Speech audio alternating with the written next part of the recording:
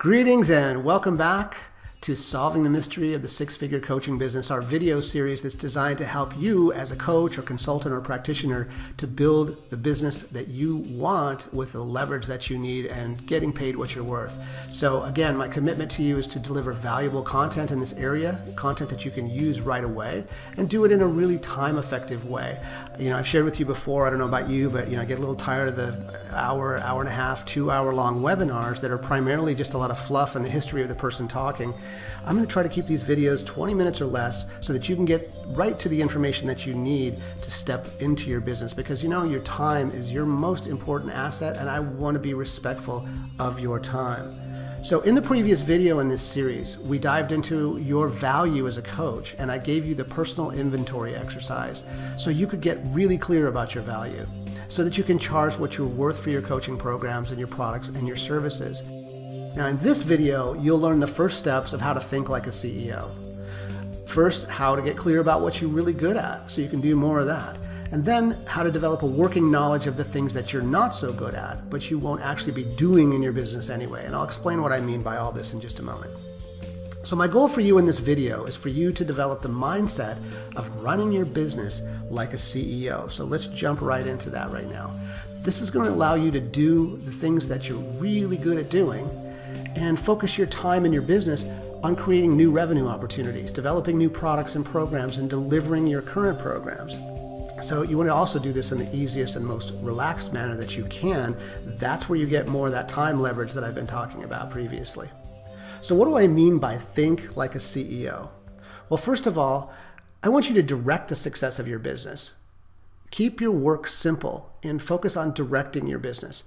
You want to understand your operations, but don't do the day-to-day administration work yourself. You can get really caught up in doing those things, even if you're really good at that. In fact, especially if you're really good at that, you can get very caught up in things that are not revenue-generating activity and not necessarily the things that you enjoy doing in your business.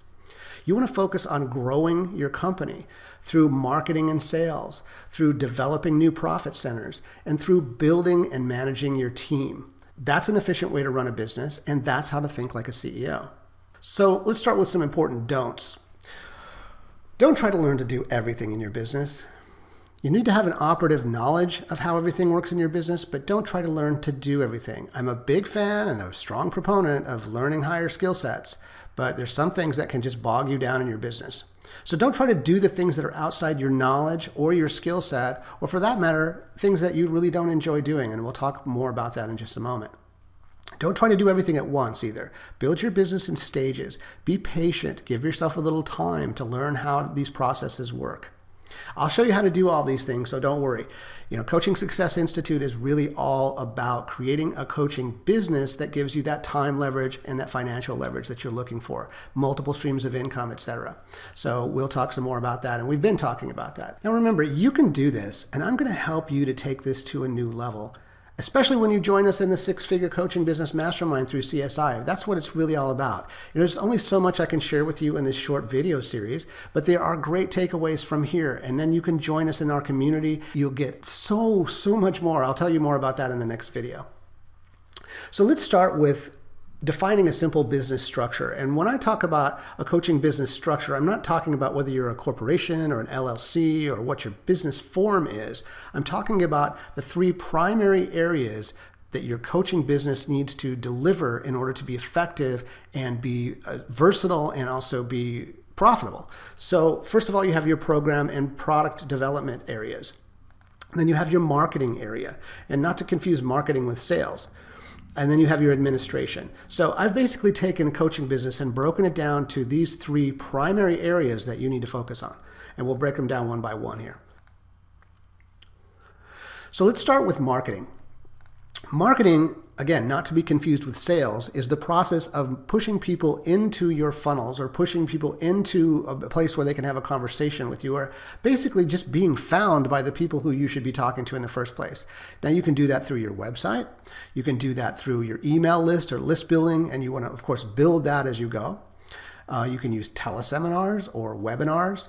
or joint venture and partner relationships, which are some of the most valuable relationships that you will create in your coaching business. It's the greatest place for someone brand new to get started because there are people out there who are already talking to your audience that would be more than happy to introduce you to them. Then, of course, video and YouTube, and there's numerous other video channels. We talk about, in the Coaching Success Institute Six-Figure Coaching Business Mastermind, we talk about the video process, not only in creating the content for your videos, but the technology and all the things that are available through video now that allow you to be found and to be basically a rock star in your industry. Live speaking, of course, very, very powerful because most people choose not to do that. So if you do, you set yourself apart. You've got your networking events where you meet other people who can likely introduce you to your clients, your ideal clients, or people that can use your products and services. So now let's talk about product and program development. Product and program development is a key area in your business, and this is where you want to have a nice balance between things that can be delivered automatically, things that can be delivered in leverage formats like in group coaching, and the things that you actually will do yourself. So there are a number of different ways you can generate revenue in a coaching business. Of course, one of them is private coaching, which is the way most of us, I think about coaching. It's, one-on-one, working with individuals. But there's so many different ways in your coaching business to generate revenue. For example, group coaching. You do the same things like I do. You do the same things over and over in your business. So why not teach those things to a group of people as opposed to doing it individually all the time? You can create home study programs that allow you to sell through digital mechanisms or online downloads. You can do audio programs, video programs, ebooks. In fact, in the next video, I'm going to give you a formula for how you can start with something as simple as a $7 ebook and actually develop a six-figure plus revenue stream in your business. You can do live events, of course, and retreats or inner circle programs. These are like private mastermind groups or small groups. You can even do those one-on-one with your clients, doing things like VIP days. I do VIP days and really enjoy that process. So it's like one-on-one coaching, but it's really focused and private, and you do a lot in a short period of time, but it's so valuable to the client, and it's something that, of course, is so valuable that it allows you to get paid well to do those things.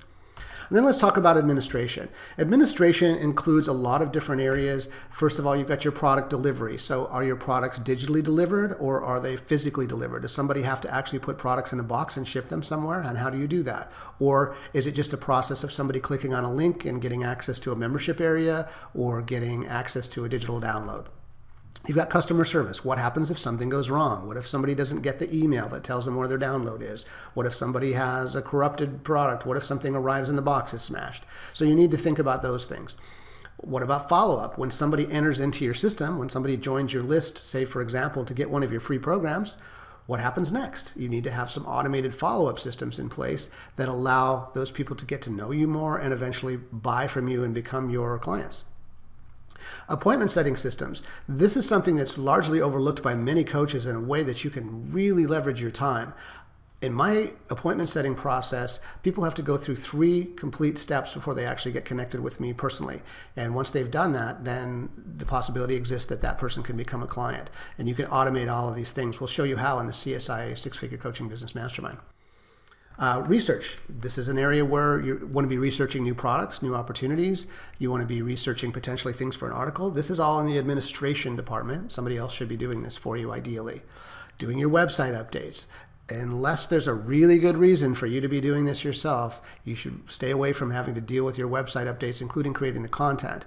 You want to work with somebody on your team for that. Search engine optimization, shopping cart management, product fulfillment. All these things are part of administration and need to be taken care of in the most efficient and most effective way.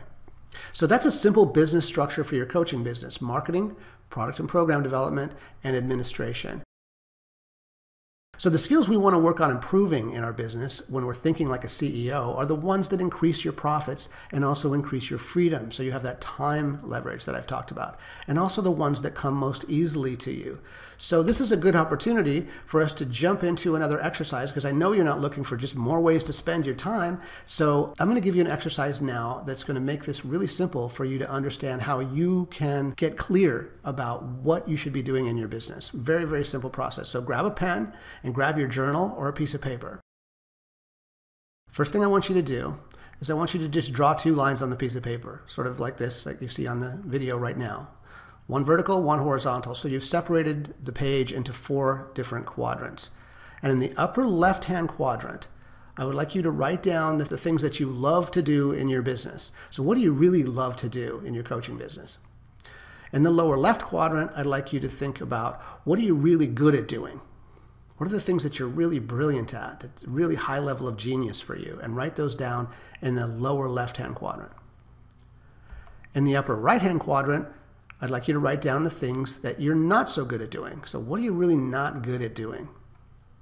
And in the lower right-hand quadrant, what do you really dislike doing?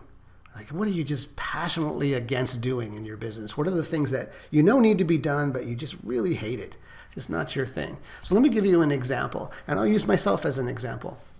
And this will help to bring more clarity for you. So first of all, the things that I really enjoy doing, I really love the interaction of one-on-one coaching. So that's something that chances are I'm never going to completely let go of in my business.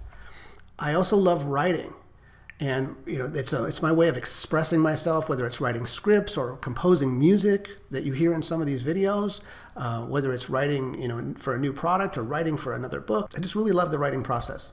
I love creating anything. Again, creating videos, creating audio programs, creating products, anything that involves creation, composition, music, all these things in the creating area, things that I really love to do where I'm really feeling like I'm in the zone. Now, as far as things that I'm really good at, I also would put writing in that category. I'm also really good at marketing concepts, thinking of ways to get products out into the world. And I'm good at creating new relationships. I have a really great way of having conversations with people and really making a connection. So I know that that's something that I'm really good at. Well, so what am I really not so great at? Well, I've been pretty good at the follow-up system, but as far as consistent follow-up and making sure that there's a system in place for follow-up, that's not something that I'm as good at as I'd really like to be. So that might be something I'd want to hand off to someone else. Business politics. I'm not into red tape. I'm not into decision by committee. I like to get things done. You've probably figured that out through this video series. So for me, business politics are something that I want to stay away from, but is still involved with making your business work. Managing the details or managing the people. I'm very detail oriented, but when it comes to actually managing all those details, I know that while I'm okay at it, it's not something that's the highest level of skill set for me. And the real icing on the cake for me is that it's not the highest and best use of my time. And that's something I really want you to get here. This is what I'm aiming for, so that you really understand what's the most effective use of your time. And then there are the things that I really don't like to do. I'm good at it, but building websites is something that ends up sucking more time away from me than anything else that I've ever done. So I know, in fact, I've got a standing rule on my team. If you catch me coding or doing something on a website, please just slap me and get me back to what I'm supposed to be doing. Filing and organize. I spent many years working for attorneys, and while I got very good at this process, I really don't like it. You will find things stacking up around my desk, and the filing can go for months sometimes, especially at my house. It's crazy. So that's something I want to have somebody else working on. And again, things that I really don't like doing, managing all the details, managing all the people. I'd rather have someone on my team who can kind of download what it is that I want to accomplish and manage all that for me. And the same thing may be true for you. So in the skill set quadrants, you're probably starting to see a pattern here. You need to stay focused on the left side of the vertical line. For me, one-on-one coaching, writing, creating, marketing concepts, creating new relationships. Those are the things that are most important. Now, the only thing that I would say is the caveat to think about in the skill set quadrant exercise is if you're really good at something, but you really don't like it, or if you're really good at something and it takes a lot of your time and it's not the most efficient way of managing your business, then that would be something that you would also want to outsource or pass on to somebody else on your team. So I hope that helps you to get really clear about how you can know what you need to do in your business. Now, there are other tools that you can access as a member of the CSI Six-Figure Coaching Business Mastermind. And one of the things that's really going to help you laser focus what you're great at is something that's called the DISC profile. And we offer that to you as part of the training and as part of the system. The DISC profile allows you to get really clear about not only your learning style, but also your doing or your action style. When I first did the DISC, it was pretty amazing actually, because the first thing I wanted to do was to give it to everybody on my team. And when I did that, I realized that I had basically surrounded myself with a whole lot of people who were just like me. So I needed to balance that out with some of the other styles of learners and action people in my team. And since then, things have gotten much more efficient. So it's going to help you to understand who should also round out your team by getting more clear about who you are and how you operate. And all of this is available to you when you join the Six Figure Coaching Business Mastermind. So in the final video in this series that's coming up next, I am going to share with you a simple blueprint that shows you just one of the many ways that you can create a six-figure or more coaching business. And I'm going to show you how you can get access to the entire CSI Six-Figure Coaching Business Mastermind training and community. And I look forward to having you become a part of that. For now, I'd like to just say thank you once again for sticking with us through this video series. I hope you're learning a lot, and please leave your comments and leave your questions below, because I am always around and I do interact with you personally. I look forward to continuing that interaction with you. So until the next video, I'm just going to say goodbye for now, and I look forward to connecting with you in the fourth and final video in this series. Talk to you soon.